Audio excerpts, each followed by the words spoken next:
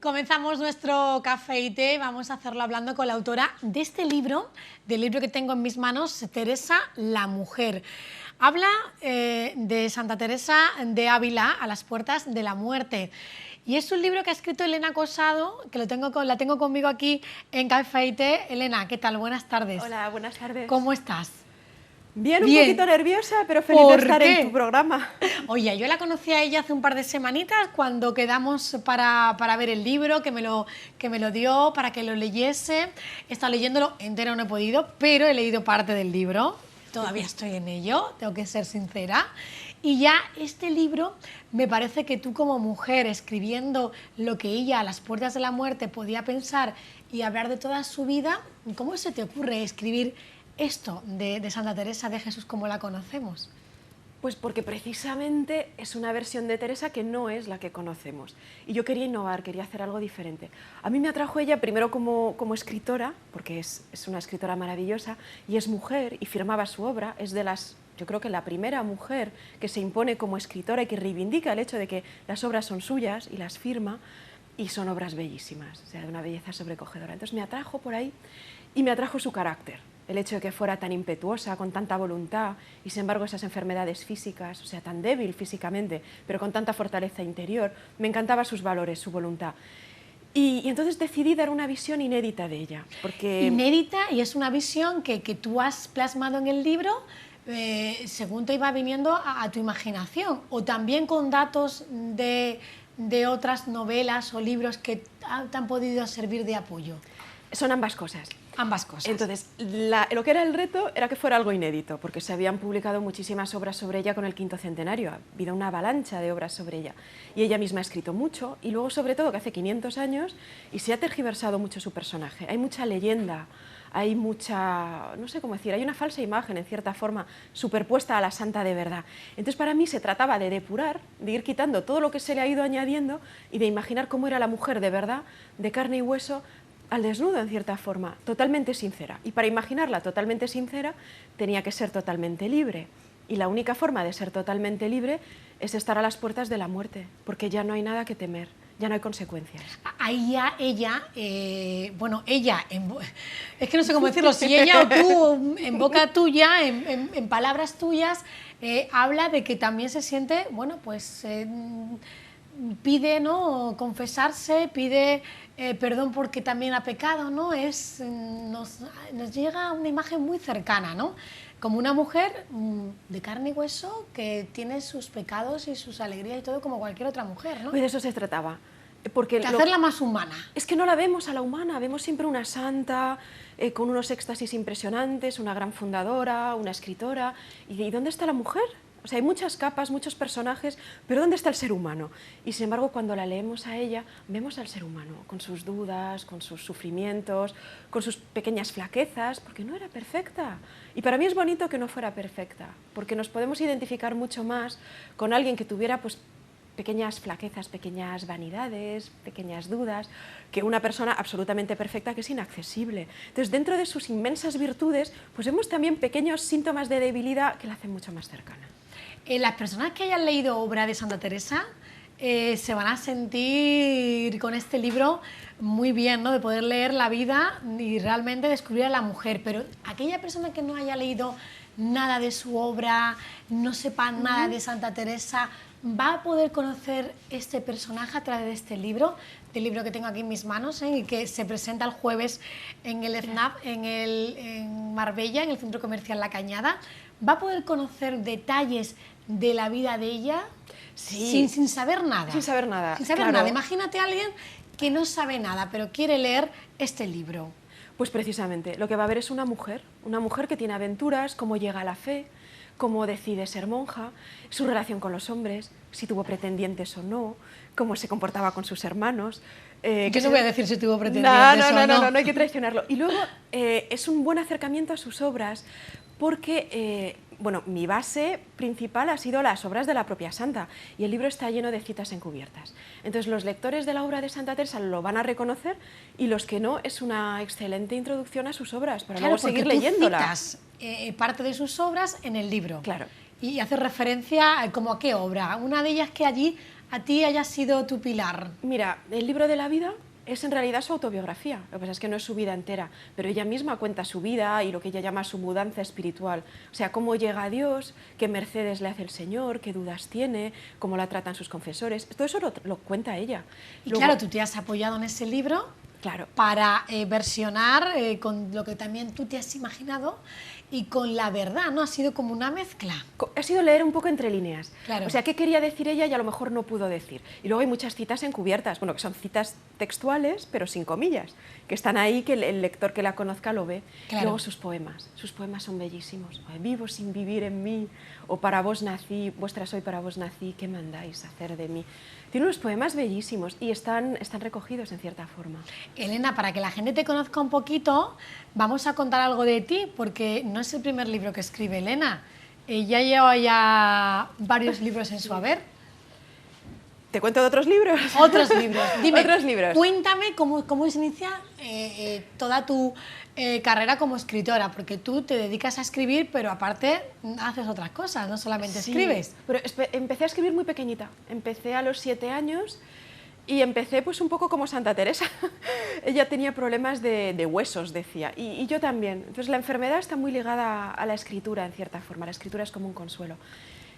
Mis libros principales, hay uno de humor, que es Cándida diplomática, que son las desventuras de una joven diplomática a quien mandan, yo llamo, digo siempre, no es muy elegante, pero la llevan al culo del mundo. Y entonces ahí tiene, bueno, sí, realmente es un país situado a los confines del mundo, en un país de estepa y montaña. Entonces ahí a esa pobre Cándida le ocurren muchas desventuras. Ese libro es Cándida diplomática y es de humor. Luego hay otro de cuentos, que es Almas brujas, que fue premio Rubén Darío, que son cuentos misteriosos un poco sobre las obsesiones y la esencia de la feminidad. Por eso lo de brujas, porque todas las mujeres somos un poco brujitas. Yo veo que tú le escribes mucho a la mujer. Sí. Tus novelas, tus cuentos, por lo de la diplomática, luego el cuento que me estás contando, sí, Santa Teresa, te centras mucho en dar a conocer a la figura de la mujer, ¿no? Sí, pero porque no la tenemos. O sea, tú lees la literatura universal y casi siempre es desde el punto de vista masculino. Claro. No siempre, el Quijote, claro. por ejemplo, ¿no? Por ejemplo, pero entonces vemos a la mujer no como autora, no como ser que siente, que padece, que tiene deseos, sino siempre como objeto del deseo masculino. Entonces la mujer que es guapa, inspira, es mala, es bruja, claro, es santa, es esto, es lo otro, pero desde el punto de vista masculino, siempre como objeto y no como sujeto. Claro, porque si nos ponemos a desmenuzar el Quijote, igual, Dulcinea, objeto del deseo de Quijote, ¿no? ¿Y quién era ella de verdad? Es que no lo sabemos. No sabemos. Y luego las únicas mujeres que aparecen en ese... Pastoras. Sí, y la mujer de Sancho, ¿no? De también, ¿sabes? Es que... Ahí a lo lejos. Sí. Por lo tanto, bueno, tiene razón. Y tú como mujer, pues crees que tu papel también en la sociedad es esa, ¿no? Es ese. Creo que podemos aportar, sí, a la sociedad e incluso a la historia de la literatura, porque falta una voz, falta un punto de vista, tenemos la mitad. ¿Y dónde está la otra mitad? Si siempre la hemos visto por el prisma del hombre, que es muy interesante la visión del hombre, pero es la mitad. Queremos la nuestra también. Elena nos ayuda con sus páginas. En este caso venimos a hablar de Teresa la mujer. Se presenta, ya lo hemos dicho, el jueves en el FNAP a las 7 de la tarde. A las 7 de la tarde. Es interesante porque allí van a poderte hacer muchas preguntas. Van a poder comprar el libro y que lo firmes también, ¿no? Sí, vamos a hacer como una pequeña presentación y luego coloquio. O sea, si el público quiere preguntar, pues ahí estoy yo respondiendo. Oye, habrá gente que te dirá, bueno, tú para escribir esto es que estás metido en esto de la religión, es que ibas para monja, te lo habrás preguntado, ¿no? Yo es que veo una diferencia entre la religión y la espiritualidad, ¿no? Ajá. Y la religión es una vía para llegar a lo divino, pero hay otras, y yo he explorado varias, no solamente la católica.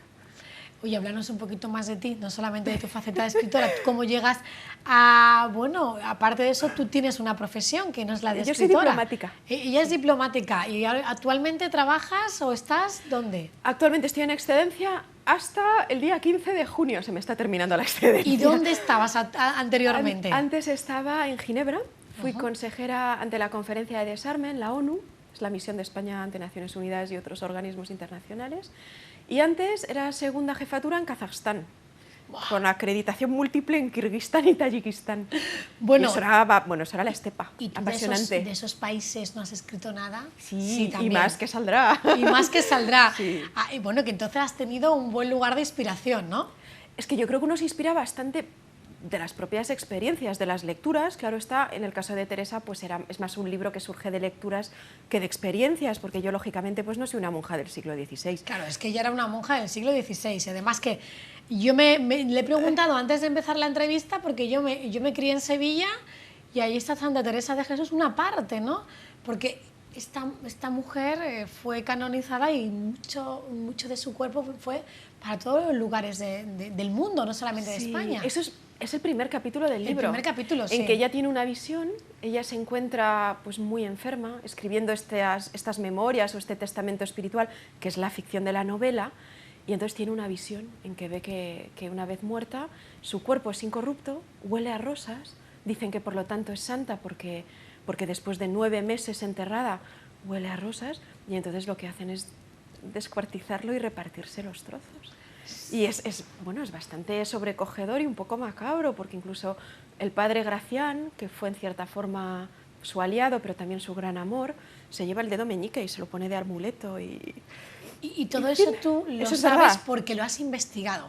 Sí, eso viene en su primer biógrafo, sí, que fue el padre Rivera, y eso lo cuentan. Y cuentan incluso detalles espeluznantes, como que cogían un gran cuchillo y empezaban a romper por donde las articulaciones. Claro, tú no has querido contar esto aquí, pero sí has contado que su cuerpo fue descuartizado y dirigido a diferentes puntos del mundo, porque no solamente en España, en que otros países hay restos en Santa Teresa. Fue a Portugal, fue a Roma, pero lo interesante es cómo cuenta el proceso de descuartizar, como el cuchillo se hunde en la carne como si fuera queso fresco, pero unos detalles, o como por ejemplo la desnudan y describen el cuerpo desnudo, que eso a mí me sobrecogió, porque era una señora de 60 y tantos años, en el siglo XVI era una edad muy avanzada. Muy avanzada. O sea, era una viejecita, después de una vida de mortificaciones y de penurias, ¿no?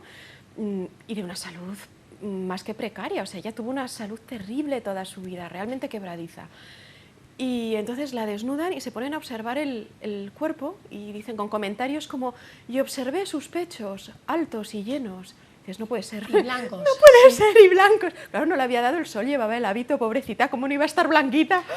Pero me parece algo tan obsceno en cierta forma, ¿no? Pero tú lo has querido plasmar para tener ese libro. En este libro has querido Porque plasmar. estamos hablando de la mujer. Por eso, estamos hablando de la mujer y ella ha querido plasmar Y eso esa es parte. histórico, eso no me lo he inventado. Por eso está lo ha plasmado. en las páginas del padre Rivera.